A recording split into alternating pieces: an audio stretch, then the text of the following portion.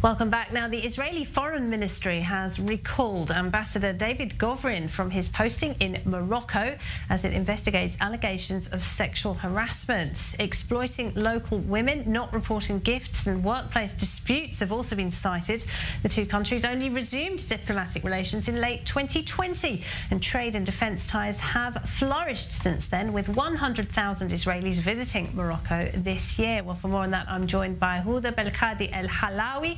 She's a peace activist. Thank you very much for being with us, Huda. So this isn't good news, is it? Do you think that there's a risk this could cause a diplomatic incident between Morocco and Israel, as I mentioned, just 2 years after the countries re-established ties?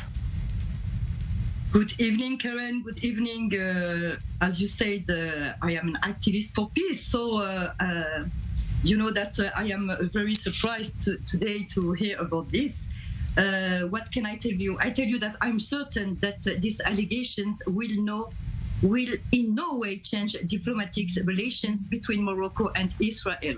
Our two countries have merged with many projects now that cement our relations, and I remain serene and certain that this incident is an incident that has been repeated in many countries in the world. I am an European citizen also, and I can tell you also that in many ministries and many countries we heard about the same problems, and we have to say that this is we are remaining as long as this remain allegations. We should be very careful about what we hear and what we read in the newspaper and in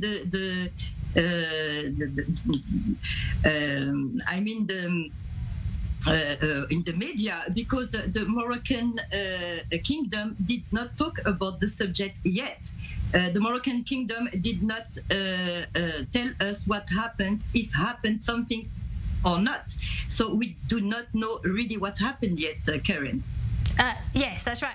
Karen was the one who called you, by the way. I'm Laura, just to put that out there. And I just want to talk about the seriousness of these allegations. And as you rightly point out, Huda, they are just allegations right now. We've had no reaction from the Kingdom of Morocco. But they are very serious, aren't they? Do you think that this could damage Israel's reputation in the eyes of ordinary people in Morocco? So, as I told you, as long as this remain allegations, public opinion remains thirsty for the truth.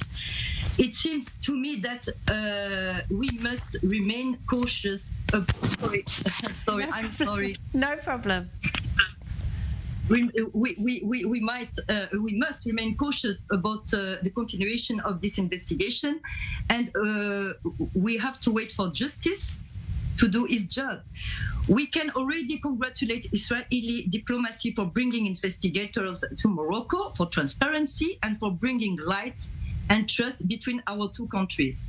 Yes, this is what I can tell you today. Yes, we have to say there's been no effort to sweep any of this under the carpet. That has to be said. But let's end on a positive note. Huda, what for you is the best thing about the new relationship between Israel and Morocco? Sorry, could you repeat the question, please? Let's end on a positive note. What for you is the best thing to come out of the new relationship between Israel and Morocco? Well, we should continue. The simplest thing is to continue our momentum and our agreement to satisfy our countries. You know that hundreds of people are working very hard very hard every day for this Abraham Accords and for peace. And our future is above all this sad incident. I can tell you also that no one of these will change our agreements, which have been based on common history for 3,000 years, not only around the Abraham's Accords. Moroccans are not fools. They know how to wait between human heroes and common interest of our two countries. As a Moroccan Swiss activist, I can be only proud of our countries after these 2 years of relation, Karen. Nothing and nobody will destroy our energy and our dreams. We are talking about 40 million citizens, Moroccan citizens, and we are talking also about 1 million Moroccan Israeli that are working hard for this peace, and we hope that our energy will arrive for all our world, Karen. We want to help this peace, and I'm sure that we are in a good way now, and nothing will change our relations. All right, Huda, it was a pleasure talking to you. Thank you very much indeed. Huda Belkadi El Haloui. And also, I'm sorry, Karen, if I can add something. It's Laura, but carry on.